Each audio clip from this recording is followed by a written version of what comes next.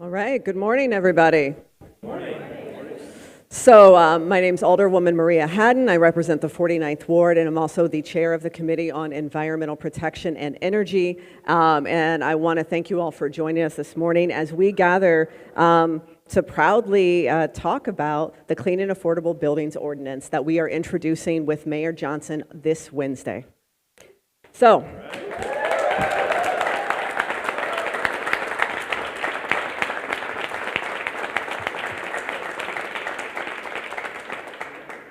As we gather on another cold, icy day here in Chicago, it's a great time to remind people that 1 in 5 Chicagoans are behind on their gas bills, while People's Gas takes in another year of record profits.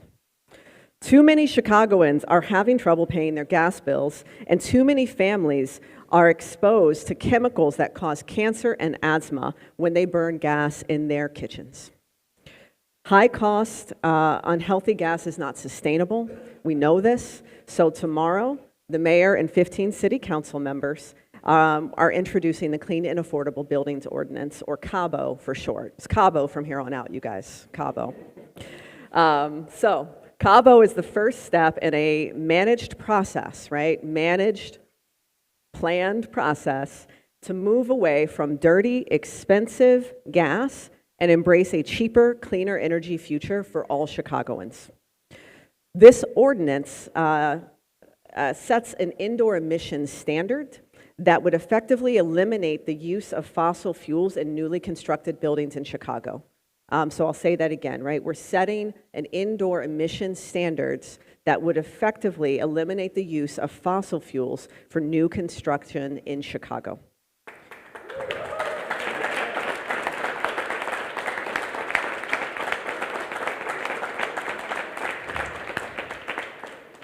More than 50 municipalities across our country, including New York City and Los Angeles, have passed similar ordinances already.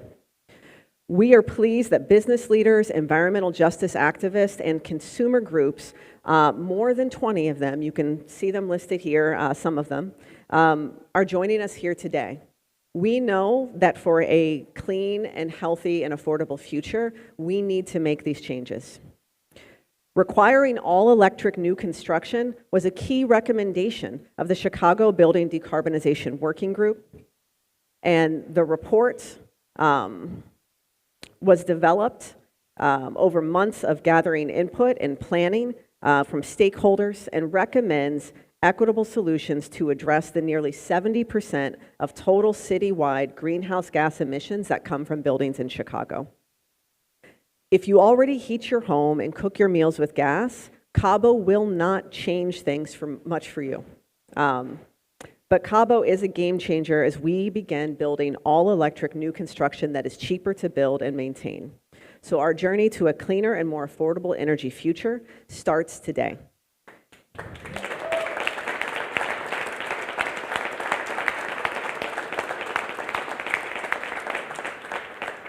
I'd like to introduce our Chief Sustainability Officer and head of our Department of Environment, Angela Tovar.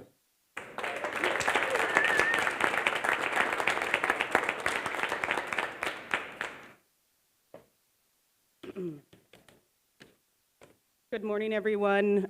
My name is Angela Tovar. I'm the Commissioner of the newly restored Department of Environment, and we have many people behind us to thank for even having the privilege of saying that sentence. And I'm the city's Chief Sustainability Officer. I'm thrilled to be here this morning on behalf of Mayor Johnson to announce our intent, along with our co-sponsors, to introduce the Clean and Affordable Buildings Ordinance tomorrow in City Council. I want to thank and acknowledge our frontline leaders that are here today, including Ms. Cheryl Johnson of the People for Community Recovery. I want to thank and acknowledge our business leadership that is here today, like Annalise Dumm of JLL. I want to thank the members of the Illinois Clean Jobs Coalition and our incredible leaders on City Council, including Alders Hadden, Laspada, and Martin, all of whom are standing here today. I want everyone to take a look at the folks around me. This is a very diverse, multi-generational, multiracial, multi-sector coalition that is a testament to what is possible when we come together to carefully and thoughtfully plan and enact smart policies for a clean energy future for Chicagoans, a future that we deserve now.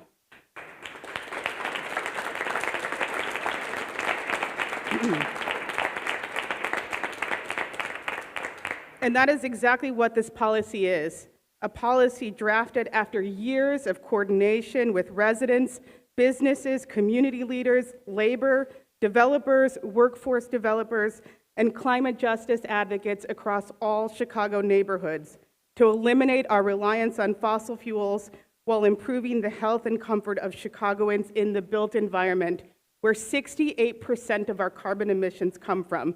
Yes, that's right, 68% of our carbon emissions in the city of Chicago come from the built environment.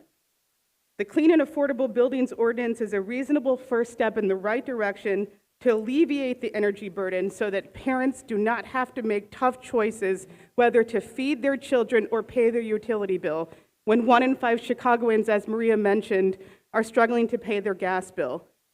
The ordinance is a reasonable first step so that Chicagoans can begin to take comfort that toxic emissions coming from the combustion of fossil fuels in their homes from everyday actions like cooking with a gas stove are no longer putting their children at risk for asthma or other respiratory illnesses.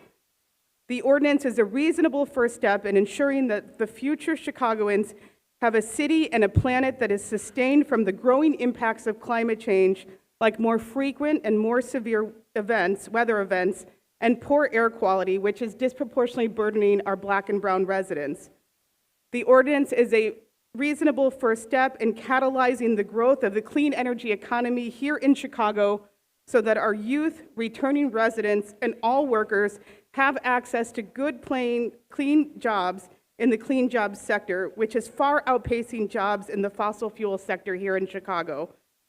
This ordinance is a reasonable first step to ensure that the City of Chicago, our sister agencies, nonprofit organizations, developers, building owners, and homeowners are maximizing the almost $400 billion of spending for climate mitigation and clean energy investments through the Inflation Reduction Act, made possible by the Biden administration.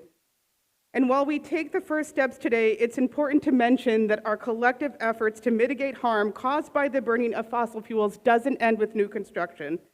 Equitable decarbonization is a core principle that guides us in the introduction of this policy, as well as future actions as a city. We must design better outcomes that work for every building type and every neighborhood across Chicago.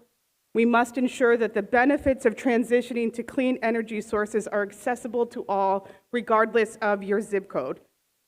Mayor Johnson understands the importance of this, which is why we celebrate the seeding of this transition in our communities through the allocation of $20 million in equitable decarbonization funding for low to moderate income and 1 to 4 family housing retrofits through the Chicago Department of Housing in the FY 2024 budget. Thank you.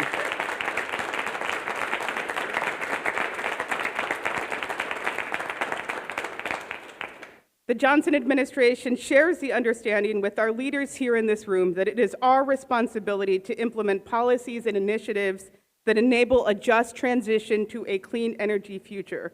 We must design solutions for everyone and leave no one behind.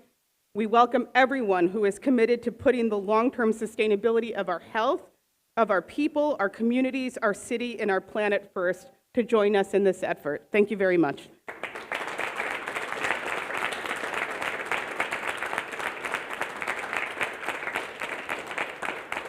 And with that, I'll turn it over to Annalise Dumb, Vice President of Sustainability at JLL. Thank you.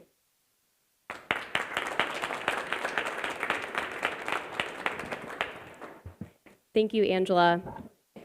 I'm Annalise Dumb, Vice President of Sustainability and the Sustainable Buildings Practice Lead for North America at JLL. I also serve as board chair of Illinois Green Alliance, a nonprofit that serves thousands of building industry professionals working to advance building decarbonization here in Illinois. My company, JLL, is a global real estate services firm with more than 100,000 employees, and we're headquartered right here in Chicago. JLL provides many professional services, including brokerage and leasing, property management, and project and development services. We have over 38 million square feet of space under property management in Chicago, and the projects we deliver here value over $2 billion annually. One of note is the old post office renovation. We are leaders not only in commercial real estate, but also in sustainability. And we have our own ambitious net zero greenhouse gas emissions by 2040 goal. The majority of our clients who are real estate owners and occupiers also have similar goals. Policies like the Clean and Affordable Buildings Ordinance are critical to support the transition to electrification, which allow these corporate net zero emissions goals to be realized more efficiently and more effectively. Given the closing window to achieve our shared climate goals, we cannot wait any longer for action. We support Chicago moving forward with the adoption of such policies without delay. Now I'd like to introduce Cheryl Johnson, Executive Director, People for Community Recovery.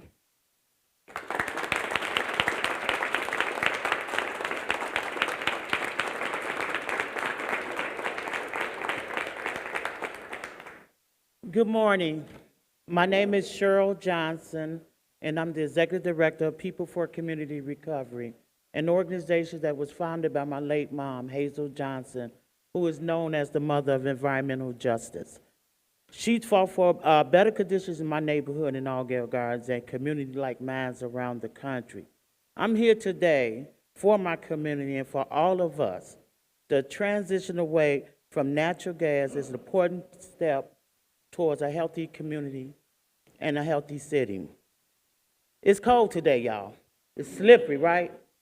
You know, and it's important that we have to think about that the burden of high energy costs, particularly gas during this season, is very high for communities like mine, Black and brown communities in the city of Chicago. But on the same token, the People Gas is making profit off the expense of people who have to struggle to make choices about, should I pay my gas bill today, or should I buy some food, or should I buy me some better grip boots so I can walk in this terrible weather in the city of Chicago? We shouldn't have to make choices like that. This is an opportunity for Chicago to make a significant change in the way that we produce energy so it can be equitable and fair for all community, particularly the brown and black community that suffer the most. Studies have shown that emissions from gas stoves alone is hazardous to our community. We already live in compromised community. Our children, 1 out of 5 children in black and brown community have the highest rates of respiratory and cancer in our community. And we know that methane gas is not good. And we know that the fossil production is depleting, which will cause a lot of problems in our community. So this ordinance, we've been working on it for years, for months, along with the city and the city officials and the city council, and they came to the point that they want to support this ordinance. And I think we as the public need to support it because it's so important to a better and healthy environment for all of us. Air quality, and particularly indoor air quality, is a serious matter in the city of Chicago. And this, we're not saying that everybody had to transition. We're just saying about new structure, new developments that coming up, they should focus more on electrification as opposed to using gas stoves. This is a beginning because it's inevitable. It's going to happen, y'all. We're going to have to change. And the change is among us. We're talking about our future generation. We're talking about people now who are suffering. But what about our future?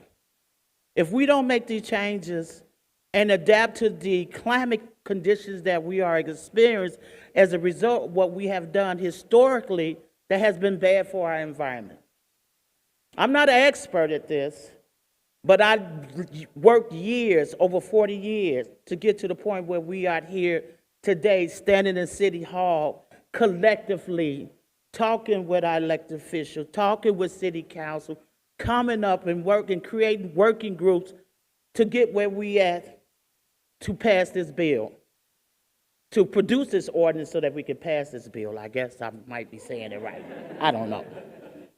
But we're taking the first step in a long transition to make Chicago a better and a healthy community, city for everybody, not just for the people who regulate, the people who distribute it, who make profit at the expense of the poor. Thank you.